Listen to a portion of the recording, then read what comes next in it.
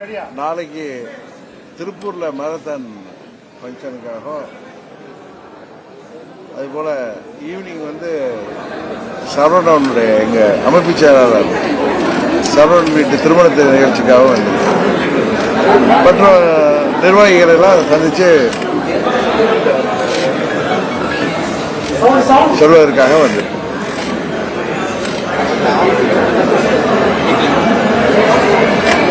நாளைக்கு திருப்பூர்ல மாரத்தான் ஓட்டப்பந்தயம் வச்சிருக்காங்க. அதுல பரிசு கொடுப்பதற்காக என்னை திருப்பூர் விசாராட்சி சண்முகரன் அழைத்தாங்க. அதுக்காக வந்திருக்கேன். சாயங்காலம் மேட்டுப்பாளையத்தில் எங்க அமைப்பு செயலாளர் திரு சரவணன் வீட்டு ரிசப்ஷன்லையும் கலந்துக்க வந்திருக்கேன். அதுக்கப்புறம் எங்க நிர்வாகிகள் எல்லாம் சந்தித்து விட்டு நாளை மறுநாள் செல்கிறேன். சிறப்பாக இனி யாரும் முதல்வர் பதவி அந்த மாதிரி இடங்களுக்கு வரக்கூடாதுன்னு சொல்லி நேற்றைய விழாவில் விஜய் பேசின விஷயமாகட்டும் ஆதரவர்ஜனா பேசின விஷயமே இன்னைக்கு தமிழ்நாடு அரசியல் முக்கியமான ஒரு கருத்தாக பேசப்பட்டிருக்கு. அந்த கருத்துல உங்களோட குறிப்பிட்ட ரியாக்ஷன்?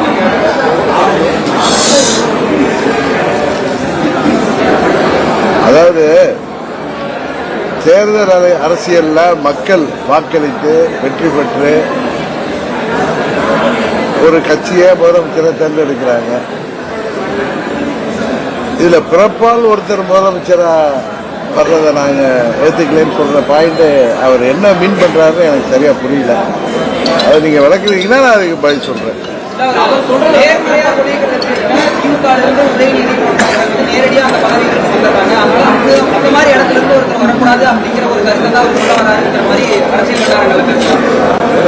உதயநிதி ஸ்டாலின் தேர்தலில் நின்று எம்எல்ஏ தானே ஜெயிச்சு தானே வர்றாரு.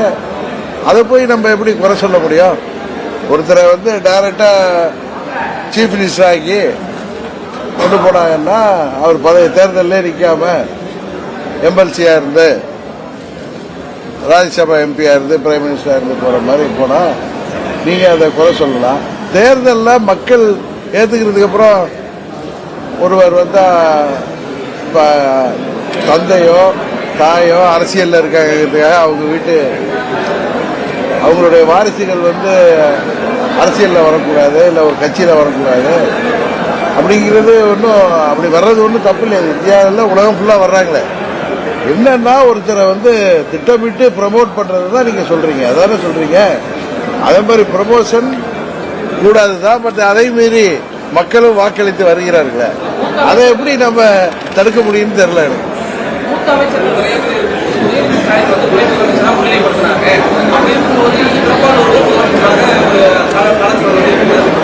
இல்ல அரசியல்ல சீனியாரிட்டிங்கிறது முக்கியம்தான். ஆனா சில பதவிகளுக்கு கட்சி பதவிகள்லயோ ஆட்சியில பதவிகளுக்கோ சீனியாரிட்டி மாத்திரமே ஒரு காரணமா அமைஞ்சிருக்க. நான் எதார்த்தத்தை சொல்றேன். நான் ஒன்னும் திமுக ஆதரிச்சோ வாரிசு அரசியல் ஆதரிச்சோ நான் பேசல. நான் போய் உங்களுக்கு தெரியும் யதார்த்தத்தை சொல்லுவேன்.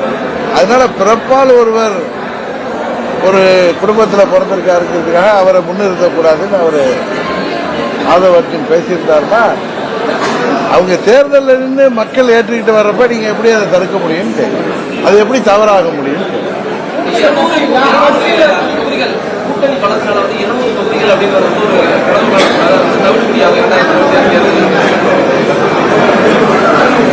எந்த கட்சியுமே நாங்க 234 தொகுதியிலையும் ஜெயிப்போம்னு சொல்றது இயற்கை. அதுபோல திமுக எங்க கூட்டணி ஜெயிக்கும் சொல்லியிருக்காங்க. அதுல அகம்பாவம் ஆணவம்லாம் இருக்கிறதா எனக்கு தெரியல. தயவுசெய்து நான் திமுக ஆதரிச்சு பேசுறேன்னு நினைக்க வேணாம். யதார்த்தத்தை பேசுறேன். எந்த கட்சியா இருந்தாலும் ஏற்கனவே ஆண்ட கட்சிகளாக இருக்கட்டும், இல்ல ஆளணும் அதிகாரத்துக்கு வரணும்னு நினைக்கிற கட்சிகள் எல்லா தொகுதியிலும் ஜெயிப்போங்கிற உத்தியோகத்தோட தான் செயல்படுவாங்க. அதை மக்கள் தானே ஏத்துக்கிறோம். அதை எதிர்கட்சிகள் முறியடிப்போம்னு சொல்றது தப்பு இல்லை. அதுக்கு ஆணவத்தோட அவங்க இருக்காங்க சொல்றது அது எந்த அளவு சரியா இருக்கு?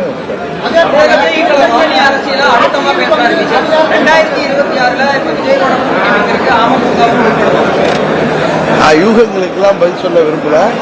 இன்னொன்னு நாங்க தேசிய ஜனநாயக கூட்டணியில அம்மா மக்கள் முன்னேற்ற கழகம் இருக்கு. அதை பலப்படுத்துவதற்கு இன்னும் எந்த கட்சிகள் வந்தாலும் எங்களோட வருகின்ற கட்சிகளை நாங்கள் ஏற்றுக்கொள்வோம். திமுக அரசின் மீதான வெறுப்பு மக்கள்கிட்ட அதிகமாகிட்டே இருக்கு. அந்த ஓட்டுகளை வந்து கைப்பற்றுறதுக்காக தாவேகாவும் பாஜகவும் ரொம்ப பகிரத பிரயாசனம் பண்ணிட்டு இருக்காங்க.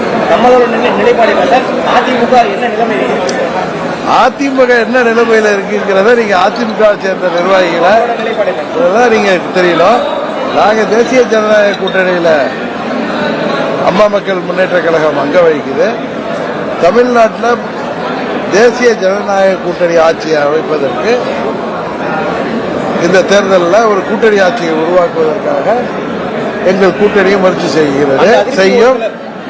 அதுபோல இன்றைக்கு ஆளுகின்ற மக்கள் விரோத திமுக ஆட்சிக்கு எதிரான ஓட்டுகள் எங்களது தேசிய ஜனநாயக கூட்டணிக்கு உறுதியாக வரும் என்பதுதான் நடக்கப் போகுது. காரணம், இப்ப வெள்ள நிவாரணத்துக்கு கூட முதலமைச்சர் 2000 கோடி முதல்ல வேணும்னு கேட்டாங்க. அதை கொடுக்கக்கூடிய இடத்துல மத்திய அரசாங்கம் தான் இருக்கு. அவங்க அந்த குழுலாம் வந்து இங்க ஆய்வு செய்யறதுக்குள்ளே கிட்டத்தட்ட 950 கோடி 1000 கோடி கிட்ட அறிவிச்சிருக்காங்க. இன்னும் மீண்டும் தருவோம்னு சொல்லியிருக்காங்க. அதுபோல கொடுக்கக்கூடிய இடத்துல தமிழ்நாட்டுக்கு பல திட்டங்களை தரக்கூடிய இடத்தில் இருக்கிற பாரத பிரதமர் மோடி அவர்கள் கூட்டணி இந்த முறை திமுக வந்து பாஜகவை காட்டி மக்களை ஏமாற்றி ஆட்சிக்கு வந்தார்கள். இந்த முறை அது நடக்காது. ஏன்னா திமுக மேல எவ்வளவு ஊழல் குற்றச்சாட்டுகள், ஊழல் முறைகேடுகள், ஒரு பானை சோற்றுக்கு ஒரு சோறு பத மாதிரி 3-4 மாதங்களுக்கு முன்பு திறந்த ஒரு பாலமே அடிச்சிட்டு போற அளவுக்கு அந்த ஆட்சி இருக்கு. அதுபோல இந்த மழை வெள்ள பாதிப்புலாம் இருந்தாலும் விழுப்புரம், கடலூர், கள்ளக்குறிச்சி, திருவண்ணாமலை போன்ற மாவட்டங்களின் பாதிப்புக்கு மழை மாத்திரம் காரணம் அல்ல. அங்க மக்கள் உணவுக்கு வழி இல்லாமல், உடைகள் இல்லாமல் தங்கள் உடைமைகள் எல்லாம் இழந்து அடைக்கலமானதற்கு காரணமே அந்த சாத்தனூர் அணை நீரை அவர்கள் திட்டமிடாமல் திறந்துவிட்ட காரணம் தான். அதுபோல பல ஆண்டுகள் பல முறை ஆட்சியில் இருந்த அனுபவம் இருந்தாலும் பல மூத்த அமைச்சர்கள் 89 எனக்கு தெரிந்து அதற்கு முன்பு இருந்து அமைச்சர்களாக இருந்தவர்கள் திமுக அமைச்சராக இருந்தாலும் இன்றைக்கு அந்த ஆட்சி என்பது ஒரு மக்கள் விரோத ஆட்சி. தேர்தல் வாக்குறுதிகளிலே 90% மேல் நிறைவேற்ற முடியாத ஆட்சி. 2024 தேர்தலில் வெற்றி பெற்றாங்களேன்னு சொல்லலாம் நீங்க. அதற்கு காரணம் அவர்கள் ஏழை எளிய மக்களை அவர்கள் பணநாயகத்தின் மூலம் அவர்கள் அந்த மக்களின் வாக்குகளை பெற்றார்களே தவிர அது 26க்கு அவர்களின் பணநாயகம் செல்லுபடியாகாது. அதனால் அந்த அளவுக்கு திமுக மீது தமிழ்நாடு முழுவதும் அவர்கள் ஆட்சி மீது அதிருப்தி இருக்கிறது. அவர்கள் என்னதான் கூட்டணி அமைச்சிருந்தாலும், கூட்டணி பலம் இருந்தாலும் அதையெல்லாம் முறியடித்து மக்கள் மன்றத்திலே எங்களது தேசிய ஜனநாயக கூட்டணி வெற்றி பெறும்.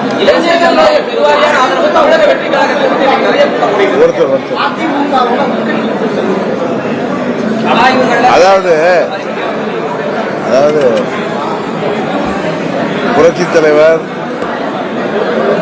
திமுகவுக்கு எதிராக உருவாக்கிய இயக்கம் 15 ஆண்டுகள் அவர் வழிநடத்திய வெற்றி இயக்கம், ஆட்சி பொறுப்பில் இருந்த இயக்கம்.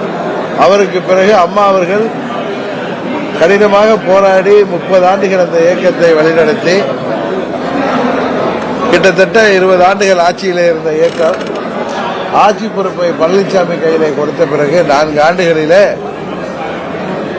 நந்தவனத்தில் ஒரு ஆண்டு கூத்தாடி போட்டு உடைத்தாண்டிங்கிற மாதிரி அந்த ஆட்சி அதிகாரத்தை எல்லாம் அந்த கட்சியை ஒரு ஏழை எளிய மக்களுக்கான கட்சியை, அனைத்து தரப்பு மக்களுக்கான, அனைத்து சமுதாயத்திற்கான கட்சியை, மதங்களுக்கான கட்சியை ஒரு குறுகிய வட்டத்திற்குள் கொண்டு வந்து யாரோ 2-3 பேர் போல வச்சுக்கின்ற ஒரு வியாபார நிறுவனம் போலாக்கி அந்த தொண்டர்கள் நிறைந்த பார்ட்டியை ஒரு டெண்டர் பார்ட்டியாக்கி வியாபார ரீதியாக அந்த கட்சியை நடத்துகின்ற காரணத்தினால்தான் இன்றைக்கு அந்த கட்சி இரட்டையில இருந்தும் தேர்தல்களில் சோபிக்க முடியல.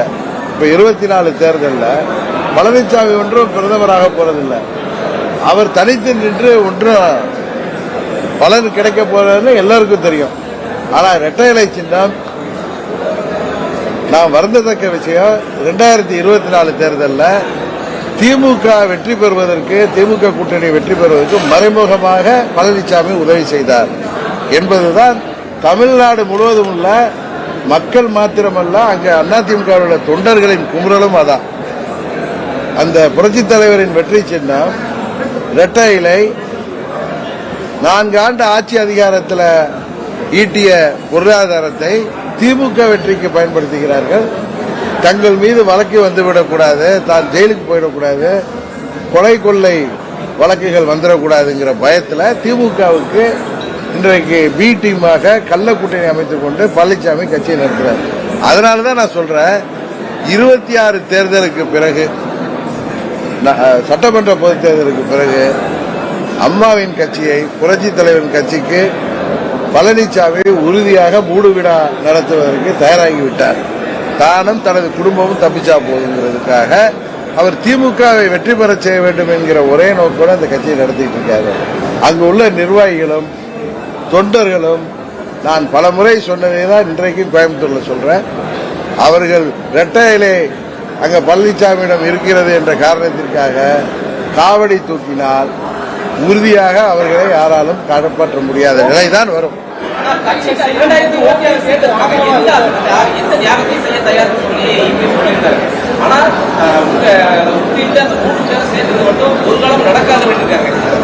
காரணம், யாரால் ஆட்சிக்கு வந்தாரோ, யார் அவர் ஆட்சி அந்த ஓட்டெடுப்புல வெற்றி பெறுவதற்கு காரணமாக இருந்தவர், திரும்பவும் பிரச்சனை வந்தப்ப அந்த ஆட்சி தொடர்வதற்கு காரணமானவர்கள் வேண்டாம் என்று சொல்வதில் என்ன தெரியுது? அவர் எந்த தியாகமும் செய்யாமல் வந்தவர்களால, அவர் தியாகம் சொல்றது திமுகவுக்கு உதவி செய்வதுதான் அவர் தியாகம் சொல்றதுனால அதை போய் நான் பெரிதா எடுத்துக்க வேண்டாம். அவருக்கு அதிமுக தொண்டர்கள் விழித்துக் கொள்ள வேண்டிய என்றால் 26 தேர்தலுக்கு பிறகு அந்த கட்சியை மூடு விழா நடத்தி விடுவார் என்பதை திரும்ப திரும்ப நான் சொல்லிக்கிறேன்.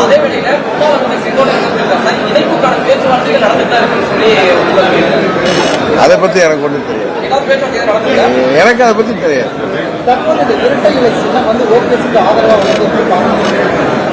இல்ல, நீதிமன்றத்தில் அவர் ஓபிஎஸ் ஒரு மனு தாக்கல் செய்து வழக்குகள்லாம் இருக்கிறதுனால அந்த சின்னத்தை இரட்டை இலையை முடக்கணும்னு ஒருத்தர் வழக்கு தொடர்ந்ததுனால அது வழக்கு விசாரணைக்கு வரும்பொழுது நண்பர் ஓபிஎஸ் மனு தாக்கலின் மீது நீதியரசர்கள் என்ன சொல்லியிருக்காங்கன்னா, அவரையும் கன்சல்ட் பண்ணி தேர்தல் ஆணையம் முடிவு செய்யும்.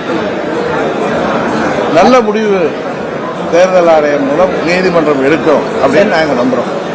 நீக்கப்பட்டவர்களை சேர்க்காமல் அதிமுகவுக்கு வெற்றி உண்டா இல்லையா? அதாவது அம்மாவின் தொண்டர்கள் அவர்கள் எங்கிருந்தாலும் அனைவரும் ஒன்றிணைந்து ஒற்றுமையுடன் எல்லோரும் ஏற்றுக்கொள்கின்ற சுயநலம் இல்லாத கட்சியை அடுத்த நூற்றாண்டுக்கு கொண்டு செல்கின்ற அம்மாவின் கொள்கைகளை, லட்சியங்களை கடைபிடிக்கின்ற தன்னலமில்லாத தலைமையின் கீழ் அம்மாவின் கட்சி வருகின்ற பொழுது உறுதியாக அம்மாவின் ஆட்சியை மீண்டும் கொண்டு வர முடியும். நான் உங்களுக்கு என்ன சொல்றேன், அனுமானங்களுக்கும் ஸ்பெகுலேஷனுக்கெல்லாம் நான் பதில் சொல்ல முடியாது. மாற்று கட்சியினர் இணைகிறாங்க நம்ம கட்சியில. ஆமா, தொண்டாமுத்தூர்ல இருந்து ஒரு 100 பேர் வர்றாங்க. அதிமுகல இருந்து வர்றாங்க. என்கிட்ட வரப்ப சண்முகம் சுகுமார் சொன்னது, எங்கள் பொறுப்பாளர் அங்க ஒன்றிய செயலாளர் அவர் சதீஷ் அவர் மூலம் அங்க இருந்து கிளை செயலாளர்கள் போன்றவர்கள் வர்றாங்க. மற்ற நிர்வாகிகள் 100 பேர் சேர்றதா சொன்னாங்க.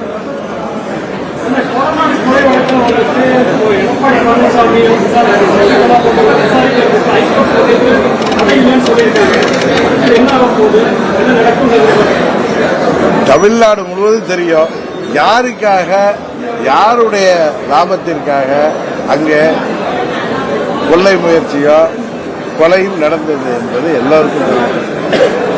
அவர்கள் ஆட்சி பொறுப்பில் இருந்த காரணத்தினால் சில சாட்சிகள் அவர்கள் அதை அழைக்கின்ற இடத்துல இருந்ததுனால அவர்கள் தப்பித்துக் கொண்டிருக்கிறார்கள். அதையும் மீறி அவர்கள் தவறு செய்தவர்கள் தண்டனை பெறுவார்கள் என்ற நீதிபடி அவர்கள் உறுதியாக அந்த கொலை கொள்ளை கொடைநாடு கொலை கொள்ளைக்கு காரணமானவர்கள் மாட்டிக்கொள்வார்கள் என்பது இன்றைக்கு இல்லைனாலும் நாளைக்கு மாட்டியாகும். இந்த கொள்ளை வழக்கு வந்து 2026 தேர்தலில் ஏதாவது இம்பாக்ட் கிரியேட் பண்ணுறது நம்ம பார்க்கலாம். அது நீங்க ஊடகத்தை சேர்ந்த நீங்க தான் அதை பத்தி சொல்லணும். நாங்க அதை பத்தி எப்படி சொல்ல முடியும்?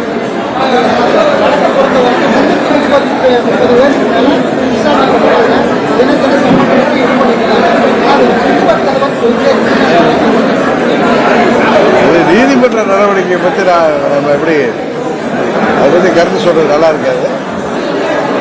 நீதிமன்றத்தில் சில நேரங்களில் இது போல வழக்குகள் சட்ட முறைப்படியே அது வந்து கால நீட்டிப்பு நடக்கும். ஆனால் நல்ல தீர்ப்பு வரணுங்கிறது தான் என்னுடைய எதிர்பார்ப்பு.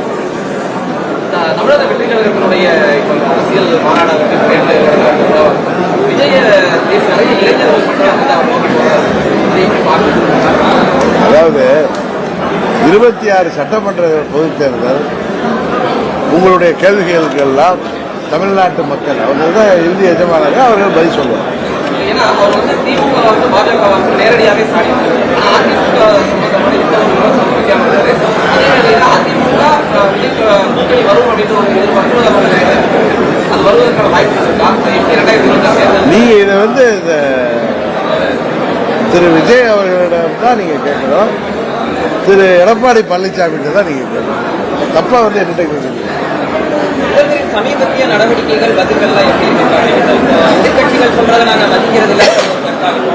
எடப்பாடி பழனிசாமி அவர்கள் முதலமைச்சரான விஜயத்தை வந்து அரப்பான் பூச்சி போல எனக்கு விமர்சிக்கிறதா இருக்கும். முதல்வர் பதவியில் விமர்சனம் செய்யும் வழி முறை இப்ப பாட்டாளி மக்கள் கட்சி தலைவர் ராமதாஸ் வந்து வயதுல மூத்த அரசியல் தலைவர். தமிழ்நாட்டில் உள்ளவங்க ஆக்டிவா உள்ள தலைவர்கள் வெறும் வயது மூத்தவர்.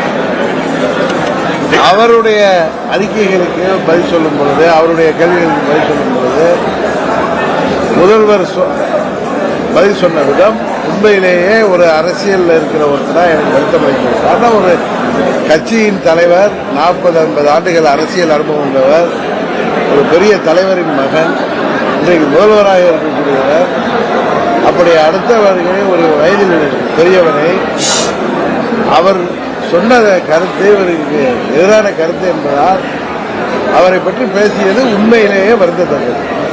அதுபோல என்னதான் இருந்தாலும் பழனிசாமி ஒரு 4 வருஷம் சீஃப் மினிஸ்டர் இருந்தவர்.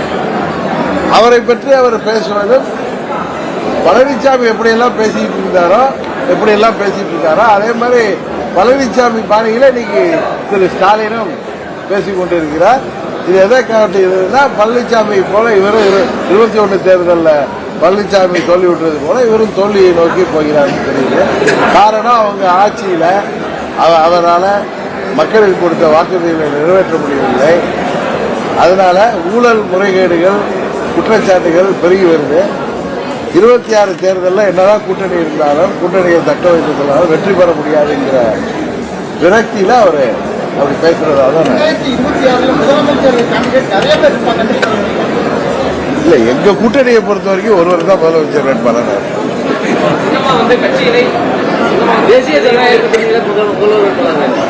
நாங்க எல்லாம் சேர்ந்து மக்கள்லாம் ஏற்றுக்கொள்கிற மாதிரி எல்லா கட்சிகளும் ஒருமித்த கருத்தோடு தகுதியான நல்ல வேட்பாளரை நீங்கள்லாம் பாராட்டுற மாதிரி ஒரு வேட்பாளரை தேர்ந்தெடுக்கும்.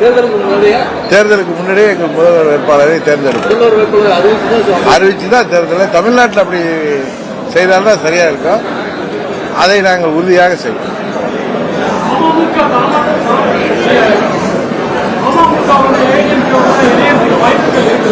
யூகங்களுக்கு நான் பதில் சொல்ல விரும்பவில்லை. என்னுடைய மனதில் உள்ள எண்ணம் அம்மாவின் தொண்டர்கள், ஏற்கனவே சொன்னேன், அம்மாவின் தொண்டர்கள் அனைவரும் ஒன்றிணையணும் அப்படிங்கிறது என்னுடைய ஆழமான கருத்து. நான் எப்பயும் சொல்லிட்டு இருக்கேன். போதும்ல.